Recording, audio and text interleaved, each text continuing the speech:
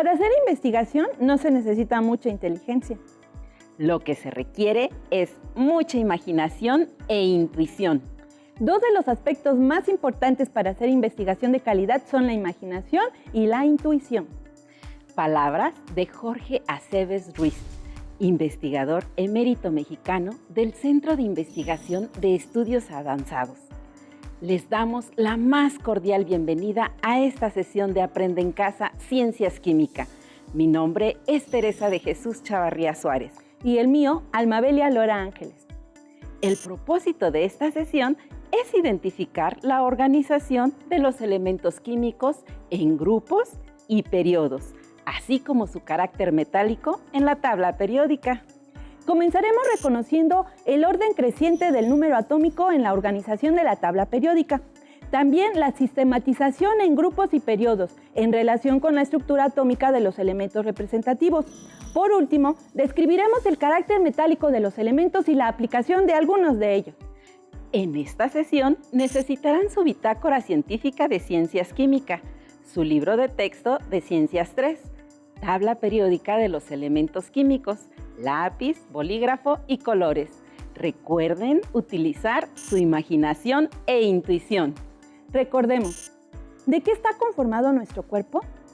¿Qué necesita nuestro organismo para realizar todas sus funciones?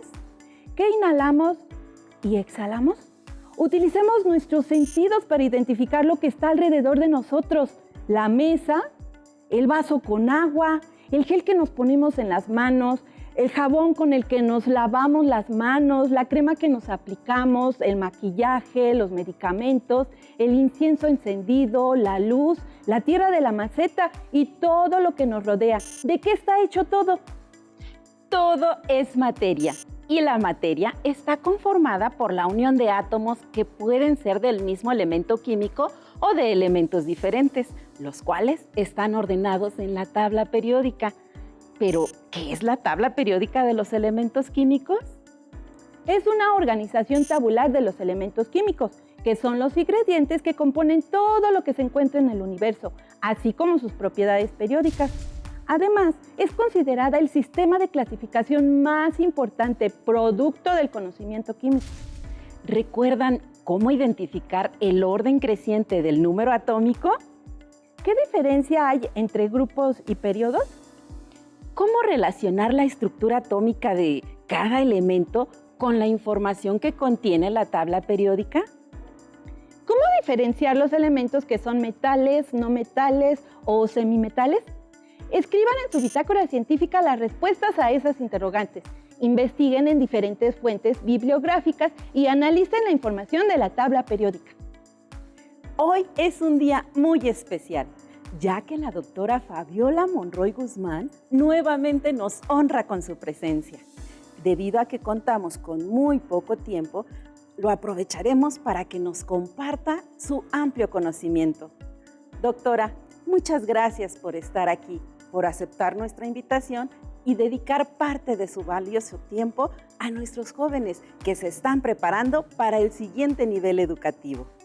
Gracias a ustedes por la invitación, Teresita. Doctora, ¿qué les diría a los alumnos que se preguntan ¿para qué me va a servir estudiar química en la secundaria? Pues lo primero que tienen que tomar en cuenta los chicos es que la química está en todos lados. Donde ustedes volteen está la química. Todo está constituido por átomos, por elementos, y esos elementos forman compuestos, y esos compuestos forman seres vivos, forman animales, forman plantas, forman materiales. Entonces es muy importante, obviamente, la química porque nos las vamos a encontrar en cualquier actividad. Obviamente en la química, pero en el arte, si un pintor quiere pintar, no sé, una pintura o algo así, tiene que saber qué material está usando. Si un abogado está teniendo un litigio por algún material, el abogado va a tener que saber qué material está utilizando. No sé, son miles de ejemplos que pueden ustedes visualizar de por qué es importante conocer los elementos de la tabla periódica. Me recordó aquella frase que dice, un día sin química no existe. Exactamente, exactamente. Doctora, ¿a usted qué le inspiró a elegir esta área de estudio? Pues desde muy pequeña a mí siempre me dio mucha curiosidad saber de qué estaban constituidas las cosas. Entonces yo las veía, las trataba de deshacer para ver de qué estaban compuestas. Obviamente ya conforme pasó el tiempo y me di cuenta de qué se trataba, porque yo quería saber de qué estaban hechas, pues me di cuenta que la química era la que me podía responder estas preguntas. Y bueno, en el bachillerato fue más claro para mí esto y por eso elegí el área de la química como estudio. Qué interesante. Doctora, ¿qué beneficios otorga la tabla periódica de los elementos químicos al conocimiento científico? Pues es fundamental, por supuesto. Como todos los chicos saben, la tabla periódica es una forma de organizar a los elementos para predecir sus propiedades. Si nosotros predecimos estas propiedades, pues podemos utilizarlo para infinidad de cosas, para poder, no sé, formular un fármaco, para formular un material para las llantas, un plástico, no sé, para muchas cosas nos sirve conocer cómo está constituida la tabla periódica y cómo los elementos yo sé que se van a comportar o yo predigo cómo se van a comportar. Esa es la importancia primordial de la tabla periódica. Y se dice que el instrumento más importante de un laboratorio es la tabla periódica. ¿Será cierto? Es fundamental, por supuesto. Doctora, ¿qué futuro se contempla para el uso de la energía nuclear? Pues, para desgracia de la energía nuclear siempre se ha visualizado como algo malo, como algo terrible, porque desafortunadamente está asociada a armas nucleares. Pero la energía nuclear es algo mucho más que eso. Obviamente, con este asunto del calentamiento global, una de las energías limpias es precisamente la energía nuclear. Entonces, nosotros tenemos que visualizarla como una opción más de esta falta de procesos para crear energía. Obviamente, como en todas las industrias, se tienen problemas y hay que modular, ver las ventajas y las desventajas, pero yo creo que la energía nuclear tiene mucho futuro porque va a ser una opción viable para poder ir desplazando a los combustibles fósiles. Es esa cuestión que los chicos se den cuenta que las energías, por ejemplo, la solar, la del viento, la del mar, todo esto, son intermitentes, no son continuas. Entonces, no pueden darnos lo mismo que una energía continua como es la nuclear. Doctora, ¿en dónde y cómo se gestionan los desechos radioactivos en México? Hay dos instituciones principales que se encargan de esto. El Instituto Nacional de Investigaciones Nucleares, donde yo trabajo, se encarga de gestionar todos los desechos generados por las aplicaciones no energéticas de la radiación. No energéticas, ¿a qué me refiero? Puede ser medicina, industria, investigación, esas son no energéticas. Y el instituto se encarga de hacer toda esta gestión, de todo lo generado en el país. Y por otro lado, la Comisión Federal de Electricidad, nosotros tenemos en México 2 plantas nucleares que se encuentran en Veracruz, las centrales nucleares de Laguna Verde. Esas 2 centrales nucleares se encargan ellas de gestionar sus desechos. Esos desechos obviamente son generados por la planta misma. Entonces prácticamente son 2 instituciones, el Instituto Nacional de Investigaciones Nucleares y la Central Nuclear Laguna Verde. Qué interesante es todo esto. ¿Y qué innovaciones existen en la química nuclear? Pues la química nuclear normalmente, ¿qué es lo que nos estudia? ¿Qué es lo que nos transmite? Prácticamente estudia los mecanismos que van a tener los materiales, la química de los materiales cuando estas son irradiadas o están en contacto con materiales radioactivos. Muchos proyectos, muchos materiales se están utilizando sobre todo en los polímeros con radiaciones. Entonces es una de las áreas más de más desarrollo porque pues, los polímeros están prácticamente en todos lados. Y una forma de prepararlos, desarrollarlos o producirlos es a partir de radiaciones. Prácticamente, digamos que ese es el más visible y uno de los más importantes. Doctora, una vez más, agradecemos su tiempo y esfuerzo. Aún más por compartirnos su conocimiento y ser un ejemplo a seguir. Les agradezco mucho por su atenta invitación y estamos para servirles en el momento que ustedes quieran. Reitero mi invitación para que vayan a visitarnos al Instituto Nacional de Investigaciones Nucleares y específicamente al Laboratorio de Desechos Radiactivos, que es donde yo laboro. Muchas gracias por su invitación. Recordemos que durante la Segunda Revolución de la Química, Henry Moseley retomó la periodicidad de las propiedades físicas y químicas de los elementos, como lo hizo el padre de la tabla periódica, Dmitri Mendeleev. Sin embargo, él organizó los elementos por el orden creciente del número atómico, de izquierda a derecha y de arriba hacia abajo. El número atómico indica el número de protones, es decir, la cantidad de partículas positivas que tiene el átomo en el núcleo. Por ejemplo, el hidrógeno tiene el número atómico 1. Eso significa que tiene un protón en el núcleo. El helio tiene el número atómico 2. Esto quiere decir que tiene 2 protones en el núcleo. El litio tiene el número atómico 3. El berilio el número atómico 4 y el boro el número atómico 5, el carbono el 6 y así sucesivamente. El número atómico se simboliza con la letra Z mayúscula. Hagamos una dinámica. Escriban la respuesta en el chat. Dime cuántos protones tienes y te diré quién eres. Maestra, Pablo responde que tiene 26 protones. Ese dato me indica que su número atómico es 26, por lo tanto es hierro. Y como el átomo es eléctricamente neutro, también tiene 26 electrones, que son las partículas negativas. Si el número atómico de un elemento es 118, ¿cuántos protones y electrones tiene? Ya nos la cambió, maestra, pero aún así podemos, ¿verdad? El número atómico está en orden creciente de izquierda a derecha y de arriba hacia abajo. Entonces, el elemento que tiene el número atómico 118 es el organezón. Por lo tanto, tiene 118 protones y como el átomo es eléctricamente neutro, también tiene 118 electrones. Perfecto, maestra. Nuestra segunda pregunta fue, ¿qué diferencia hay entre grupos y periodos? Los 118 elementos que se conocen actualmente están ordenados en 18 grupos que corresponden a las columnas verticales.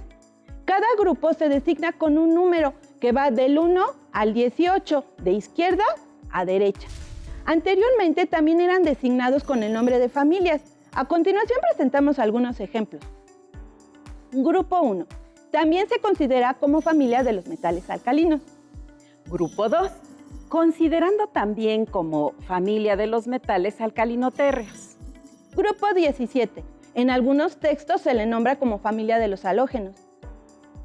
Grupo 18. Por sus particulares propiedades, se le denomina como familia de los gases inertes o nobles. Del grupo 3 al grupo 12 tenemos a los elementos de transición. A los grupos 1 y 2, del 13 al 18, se les llama elementos representativos, debido a que presentan regularidades o propiedades periódicas. Hasta hace algunos años, y todavía en algunos libros, a los grupos también se les asignaba el nombre de familias. Se les daba un nombre en específico, como observamos en los ejemplos anteriores.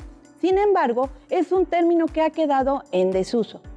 Los elementos quedaron organizados según el número de electrones de valencia, es decir, por el grupo al que pertenecen.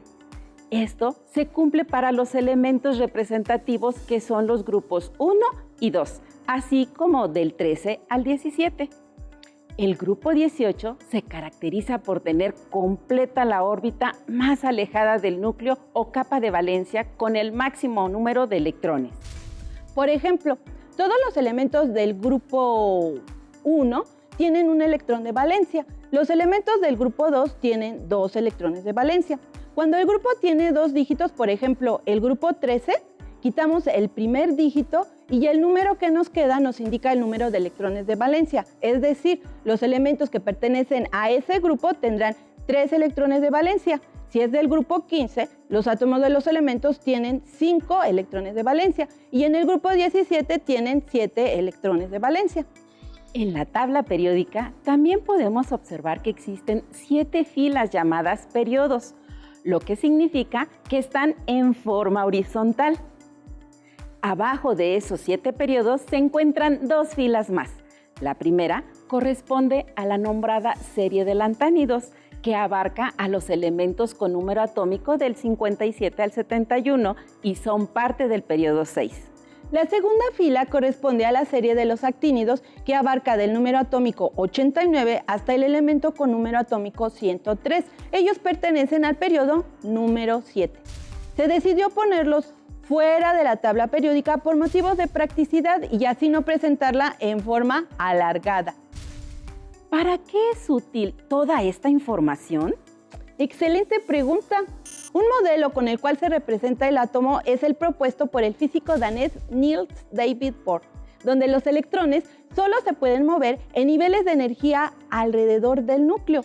Estos niveles de energía se identifican del 1 al 7 y el número máximo de electrones que pueden tener cada nivel es 2, 8, 8, 18, 18, 32 y 32 respectivamente.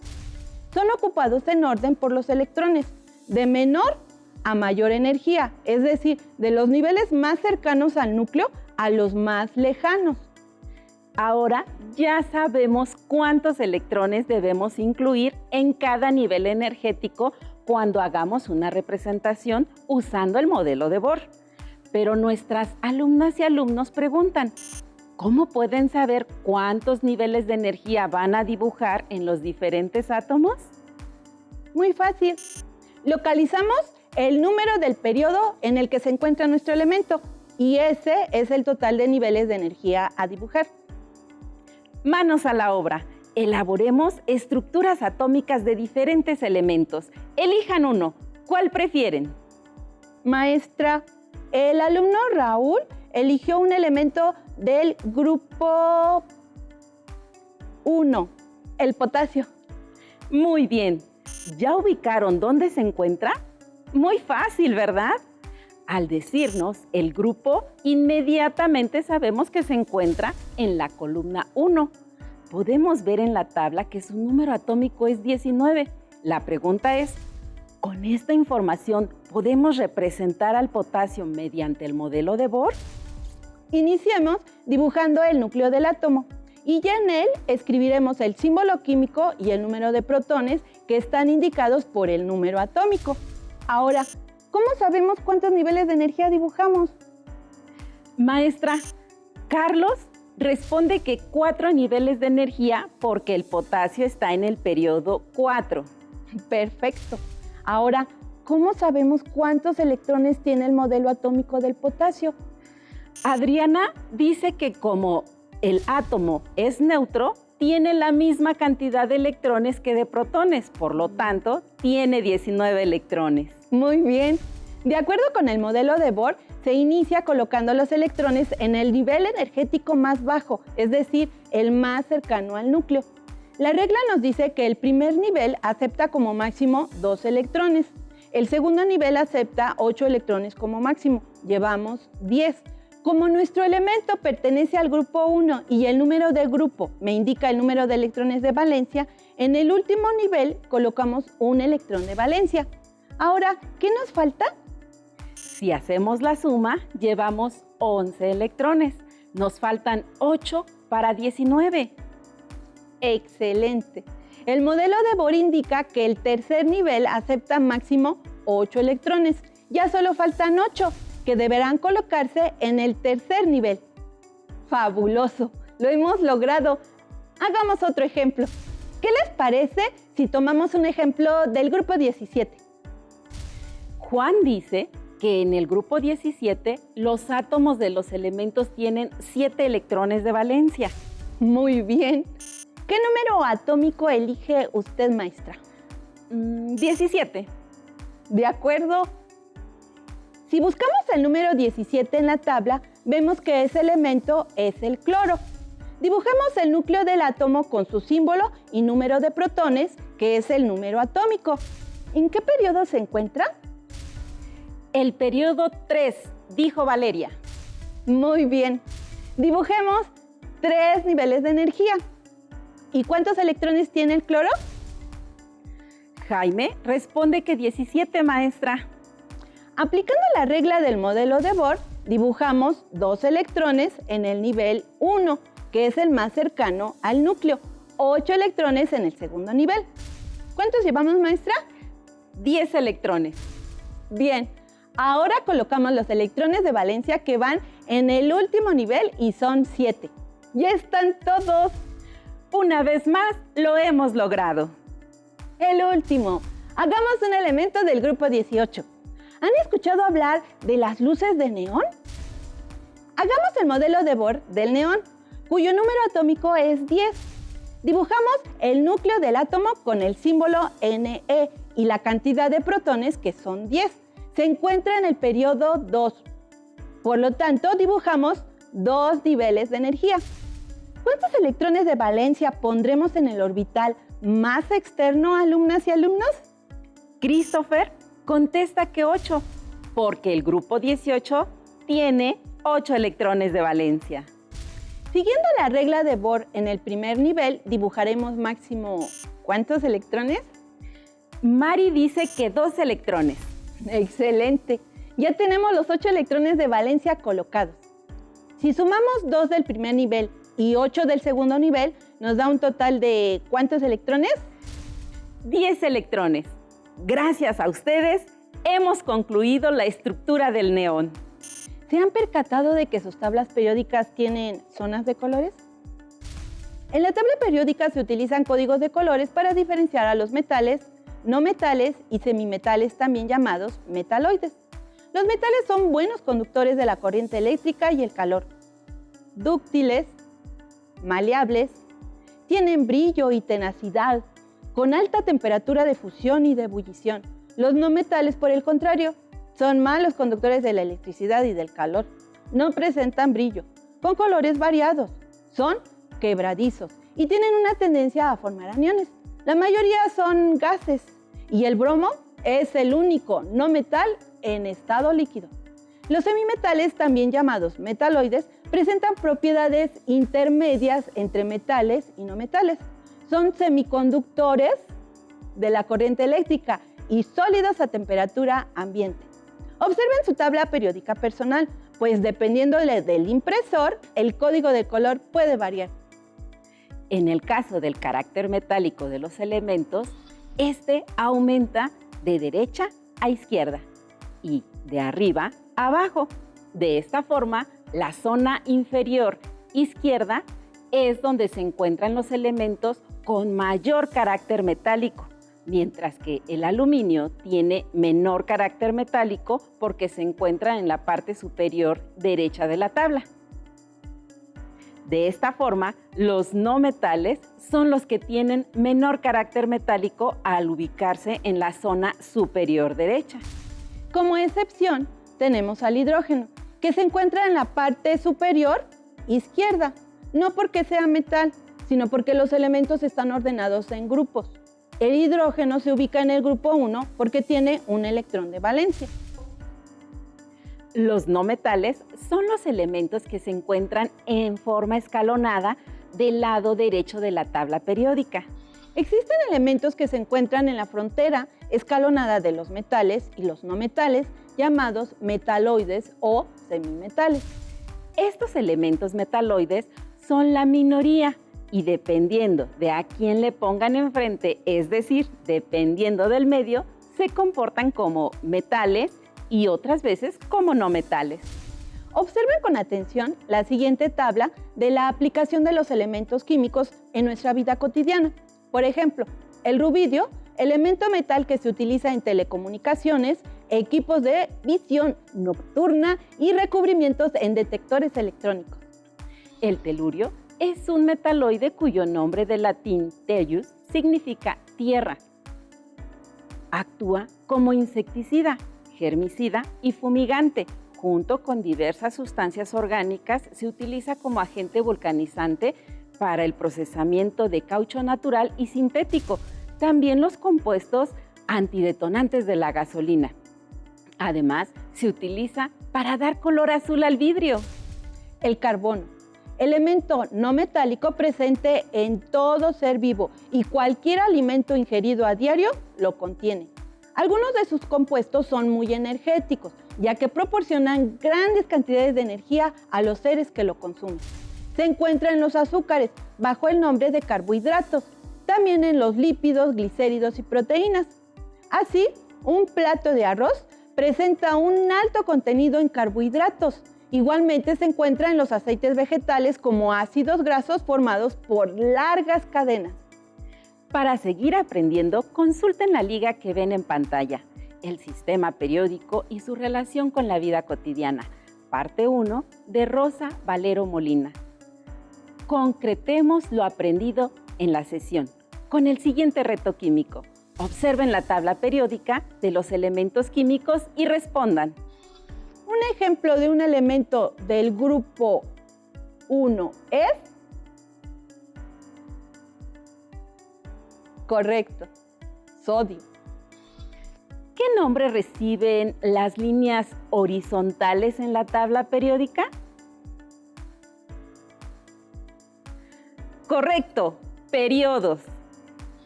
En la tabla periódica de los elementos se aprecia la división de los elementos en...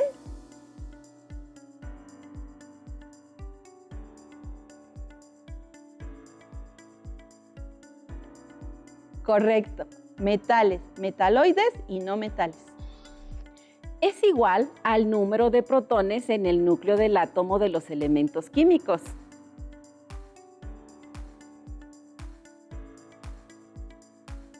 Exacto, número atómico. Completa el texto.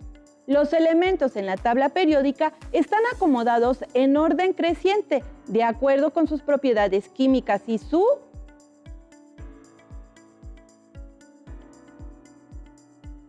Correcto, número atómico. Elige las secciones de la tabla periódica donde se ubican los elementos metálicos.